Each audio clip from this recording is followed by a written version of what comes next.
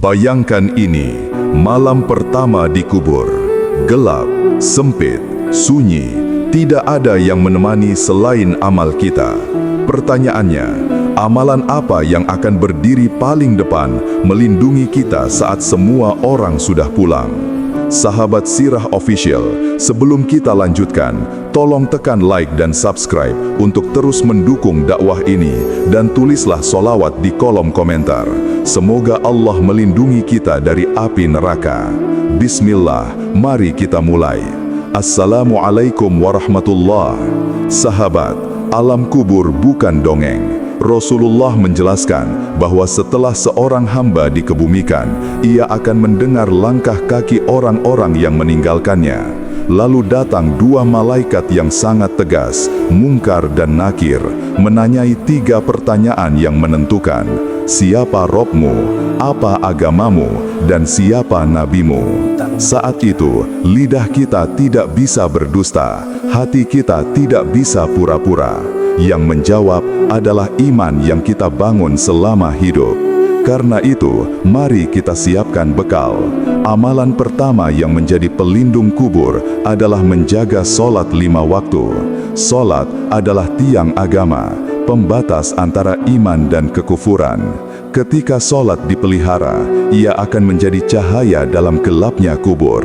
Dalam banyak keterangan ulama, sholat akan datang dalam bentuk yang indah, menemani dan melindungi hamba yang menjaga waktunya, ruku dan sujudnya, serta kekhusyuannya. Sholat bukan sekadar gerakan, tapi perjanjian dengan Allah. Jika perjanjian ini kita jaga, maka Allah akan menjaga kita saat semua penjagaan manusia sudah terputus. Amalan kedua adalah membaca Al-Quran Surah Al-Mulk setiap malam. Rasulullah menyebut surah ini sebagai penghalang azab kubur. Bayangkan, hanya 30 ayat, tapi menjadi perisai yang berdiri antara kita dan siksa. Orang yang istiqomah membaca Al-Quran Surah Al-Mulk akan mendapatkan syafaatnya, hingga kuburnya diluaskan, disinari, dan dijauhkan dari tekanan yang menakutkan. Banyak dari kita ingin perlindungan besar, tapi lupa bahwa Allah sudah memberi rahasia besar dalam amalan kecil.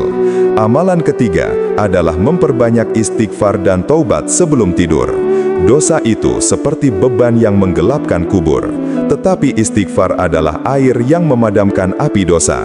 Setiap malam, sebelum mata terpejam, sisihkan waktu beberapa menit, ucapkan astagfirullah dari hati yang menyesal. Taubat yang jujur membuat kubur menjadi taman, bukan jurang. Karena di alam kubur, yang paling menakutkan bukan gelapnya tanah, tapi gelapnya dosa yang tidak kita bersihkan. Sahabat, tiga amalan ini terlihat ringan, tapi dampaknya dahsyat. Sholat yang dijaga, Al-Quran Surah Al-Mulk yang dibaca, dan istighfar yang terus mengalir adalah langkah awal pengaman kita. Karena kubur bukan tempat untuk mencoba-coba, kubur adalah tempat menuai, dan menanamnya harus dimulai sekarang. Amalan keempat yang menjadi pelindung alam kubur adalah bersedekah, meski sedikit. Rasulullah mengajarkan bahwa sedekah memadamkan dosa seperti air memadamkan api. Bahkan sedekah juga menjadi naungan saat tubuh sudah lemah dalam liang lahat. Nafkah yang kita keluarkan karena Allah tidak pernah hilang. Ia berubah wujud menjadi cahaya, menjadi bau harum, menjadi penjaga. Tidak harus menunggu kaya, 1.000, 2.000, segelas air untuk tetangga, senyum yang membuat orang lain bahagia, semua itu sedekah. Yang membuatnya besar bukan jumlahnya, tapi ketulusannya. Amalan kelima adalah menjaga wudu. Wudu itu terlihat sepele, tapi ia adalah tanda kesucian seorang hamba. Orang yang dibiasakan dalam keadaan suci, hidupnya dijaga oleh malaikat. Ketika ia wafat, kesucian itu menjadi saksi. Dalam berbagai penjelasan ulama, wudu yang sering dijaga akan menjadikan tubuh bercahaya dan kubur pun bercahaya. Maka, biasakan memperbaharui wudu, terutama sebelum tidur, sebelum membaca Al-Quran, sebelum berangkat kerja. Karena kita tidak tahu kapan kematian menjemput. Jika ajal datang saat kita dalam wudu, itu pertanda Allah menghendaki kebaikan. Amalan keenam adalah menebar salam dan menjaga silaturahmi. Banyak orang meremehkan salam, padahal salam adalah doa. Setiap kali kita mengucapkan Assalamualaikum, kita sedang mendoakan keselamatan bagi orang lain, dan doa itu kembali kepada diri kita. Silaturahmi juga memperpanjang umur dan melapangkan rezeki, serta menghapus kebencian yang bisa menjadi beban di alam kubur. Ketika hubungan kita dengan manusia baik, itu tanda hubungan kita dengan Allah juga dirawat. Jangan biarkan ada dendam yang kita bawa ke dalam kubur, karena kubur sempit untuk orang yang penuh kebencian. Amalan ketujuh adalah berbakti kepada orang tua. Ini termasuk amalan yang ringan secara fisik, tapi berat nilainya di sisi Allah. Membantu mereka, berbicara lembut, mendoakan mereka, menutup mata mereka dari kesedihan, adalah jalan menuju ridho Allah. Ridho Allah ada dalam ridho orang tua. Jika orang tua ridho, kubur kita akan jadi tempat yang damai. Tetapi jika mereka tersakiti, maka kita membawa luka itu ke dalam tanah. Banyak kisah ulama yang menjelaskan bahwa bakti kepada orang tua adalah salah satu sebab kubur diluaskan dan diselamatkan dari azabnya. Sahabat, renungkan. Sedekah, wudu, salam, silaturahmi, dan bakti orang tua mungkin tidak membuat kita terkenal di dunia, tapi di alam kubur, amalan-amalan itulah yang berdiri sebagai pagar kokoh. Saat tubuh ini sudah tidak bisa bergerak, amal-amal itu justru bergerak membela kita. Maka, jangan tunggu tua, jangan tunggu sakit, mulailah dari yang paling mudah hari ini. Amalan ke-8 yang menjadi pelindung di alam kubur adalah berpuasa sunnah, terutama puasa Senin dan Kamis atau puasa 3 hari setiap bulan. Puasa mengajarkan kita menahan nafsu, menundukkan ego, dan menguatkan iman. Di kubur, orang yang terbiasa menahan syahwat akan dimudahkan menahan ketakutan. Puasa datang sebagai tameng karena ia dilakukan tanpa ria. Tidak ada yang tahu seseorang berpuasa kecuali Allah, maka pahalanya pun istimewa. Jika kita berat melakukannya sekarang, bayangkan betapa beratnya penyesalan kita nanti ketika kesempatan sudah tertutup. Amalan ke-9 adalah memperbanyak zikir, khususnya tasbih, tahmid, tahlil, dan takbir. Zikir seperti udara bagi hati. Hati yang kering dari zikir akan rapuh menghadapi sakaratul maut, tapi hati yang basah oleh zikir akan tenang saat ruh dicabut.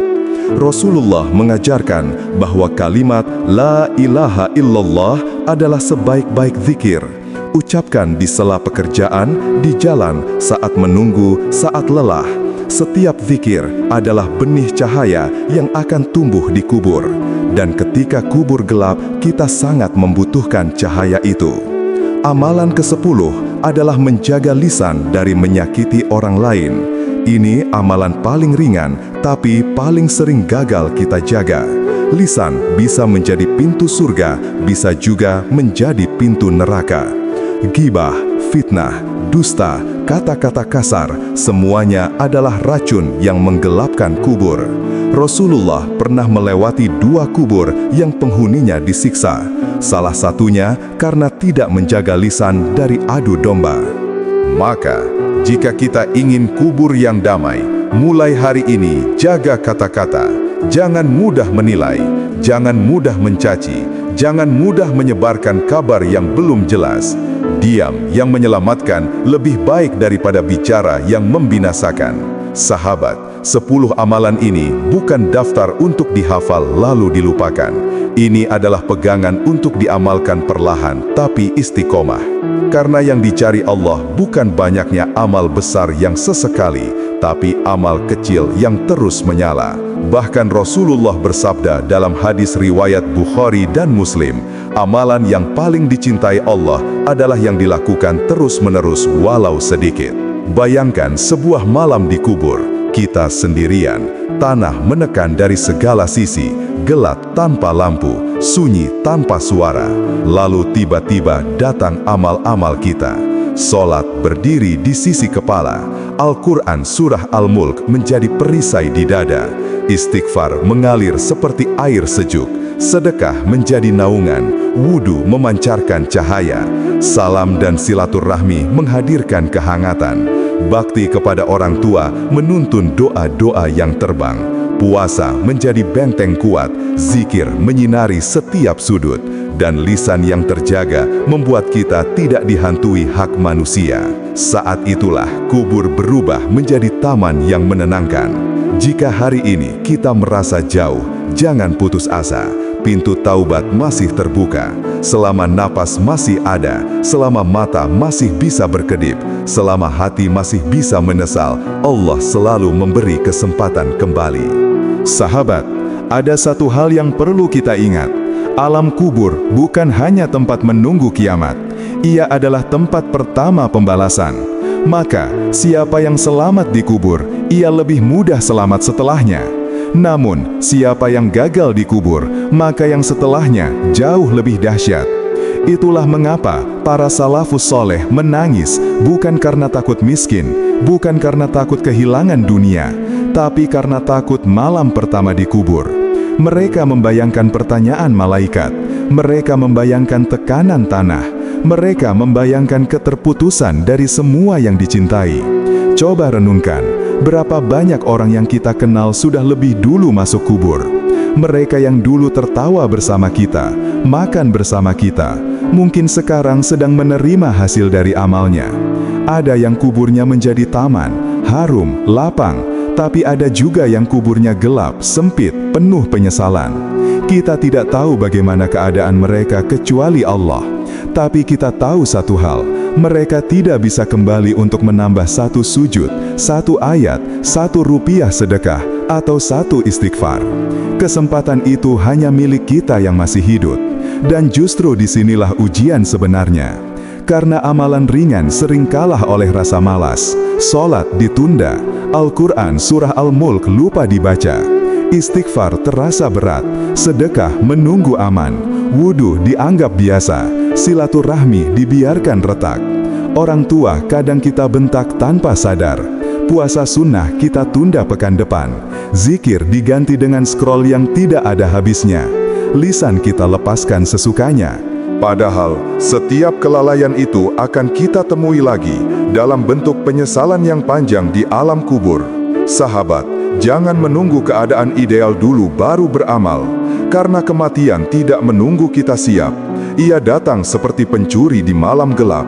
Kadang saat kita sedang tertawa, kadang saat kita sedang mengeluh, kadang saat kita sedang merencanakan masa depan. Maka, kalau kita ingin perlindungan di kubur, kita harus mulai bahkan ketika hati belum sempurna. Istiqomah bukan berarti tanpa jatuh. Istiqomah berarti terus bangkit setiap kali jatuh. Mulai malam ini, coba jadikan hidup kita lebih teratur dengan amal pelindung kubur. Sholat tepat waktu, bacakan Al-Quran surah Al-Mulk sebelum tidur, tutup hari dengan istighfar, sisihkan sedekah meski kecil, jaga wudu, tebar salam, sambung silaturahim, peluk orang tua dengan lembut, puasa sunnah bila mampu, basahi lisan dengan zikir, dan tahan kata-kata yang bisa melukai. Jika 10 amalan ini kita rawat, maka ketika waktunya tiba, kita tidak masuk kubur sebagai orang asing. Kita masuk sebagai hamba yang sudah punya bekal. Kubur tidak lagi menjadi lubang gelap yang menelan, tapi pintu menuju rahmat. Bukan karena kita hebat, tapi karena Allah Maha Pemurah kepada hamba yang ingin kembali. Sahabat, mari kita akhiri dengan doa. Ya Allah, jadikan kubur kami taman dari taman surga. Jauhkan kami dari fitnah dan azab kubur. Beri kami kekuatan untuk menjaga amalan ringan ini sampai ajal menjemput. Ampuni dosa kami, dosa orang tua kami, dan dosa seluruh kaum muslimin. Amin ya Rabbal Alamin. Sebelum kita berpisah, ingatlah satu kalimat ini. Kita hidup hanya sebentar di dunia, tetapi kita tinggal sangat lama di alam kubur. Maka jangan tukar kenyamanan sementara dengan derita yang panjang. Jadikan setiap hari sebagai kesempatan menabung cahaya. Karena kelak, ketika tanah menutup mata kita, hanya cahaya amal yang akan menuntun kita. Semoga siapapun yang mendengar kisah ini, hatinya tergerak untuk berubah. Semoga kita semua wafat dalam husnul khotimah dan dikumpulkan bersama orang-orang soleh di surganya. Wassalamualaikum warahmatullahi wabarakatuh.